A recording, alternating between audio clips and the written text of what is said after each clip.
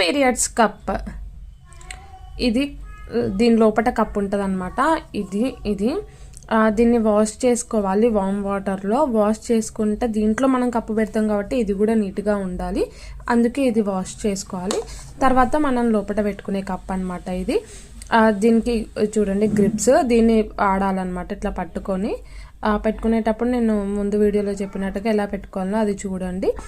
8 అవర్స్కి ఒకసారి వాష్ చేసుకోవాలి.